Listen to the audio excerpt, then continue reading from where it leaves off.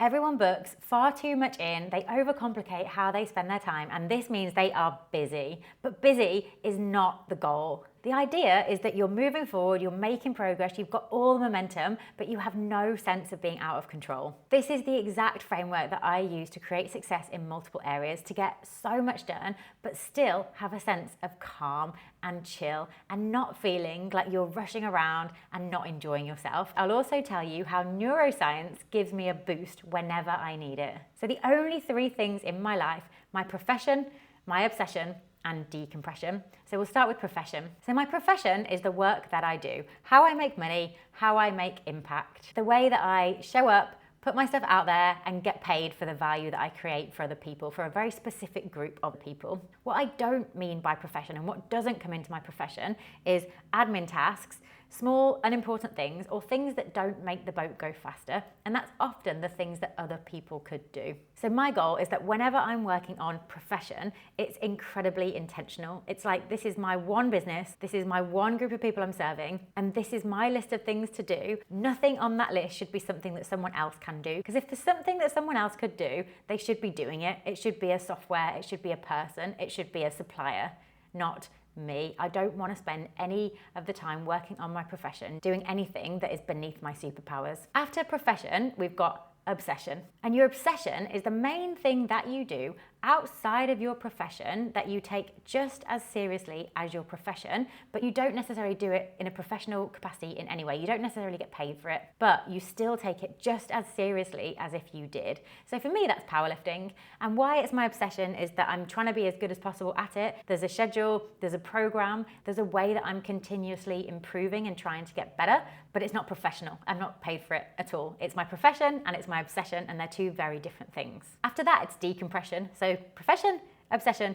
decompression. And decompression is intentional relaxation, intentional chilling out and switching off. Decompression is not running errands or doing chores. It's so easy to get to the end of our list of tasks, to have completed our obsession for that day, and then to think, oh, now I'll just run all those errands that I need to run. And what happens is that those kind of things dip into our decompression time and we never get a chance to switch off. But switching off is so unbelievably important. Decompression for me might look like going for a walk with friends, going for dinner with friends, just meditating, just sitting on the balcony and staring into space. It doesn't really matter what it is. There's no leaderboard for decompression. You're not trying to do it to get really good at it. You can't be a world champion in relaxation. The idea is that you're not doing, you're not taking action, you're not moving forward, you're just being, and you're okay to just be. That's decompression. So if you imagine, we've almost got this Venn diagram. We've got profession, obsession, decompression, but the rule for making it really effective is that there is no crossover between those three things. And this is where the neuroscience thing comes in. So when I'm in my profession, I am not thinking about the gym, I'm not thinking about training, I'm not thinking about powerlifting in any way.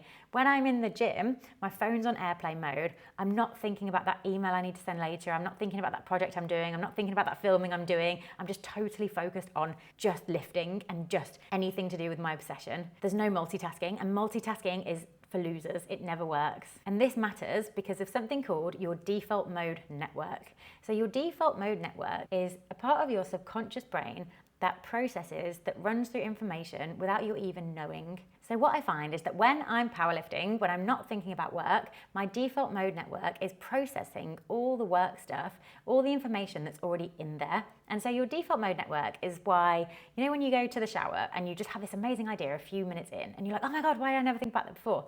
It's because you're in such a state of mental relaxation that you can actually find the answers that were already in there. And the opposite to that is never switching off, always being in this state of checking notifications, looking at your phone in between sets at the gym, always talking about work or having non-work stuff pop up when you're not at work. If we're always in this state of just multitasking, switching tasks, not having boundaries between each of the areas of our life, we never get the chance to make use of this. And that is where all the epiphanies are. I swear that's where they are. So you can use this framework to define your profession in such detail that you know what should be part of your work. Define the stuff that actually don't fit in your work, that you should find someone else to do them, or you should delegate them or automate them elsewhere. Define your obsession. What is the thing that you can focus on and try and improve at that's outside of your profession? And this could be a sport, this could be a hobby, this could be being a good mom or being a good dad, this could be something to do with some responsibility that you've got that's not a professional one, that's something else that's important to you. It could be anything. But the point is, it's one, and when you're doing it, you're switched off from your main profession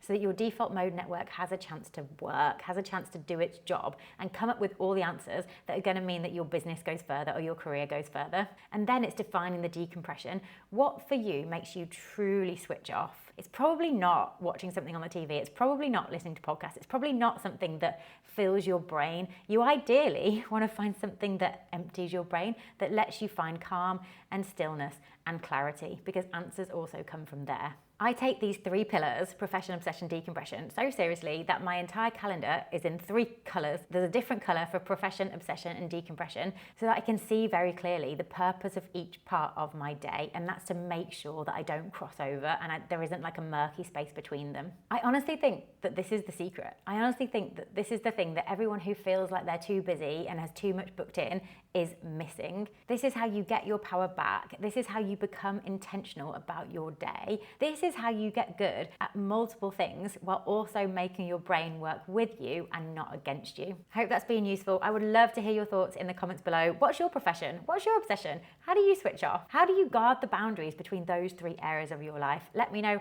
everything. Definitely hit subscribe. There are new videos coming out every single day, and I will see you in the next one.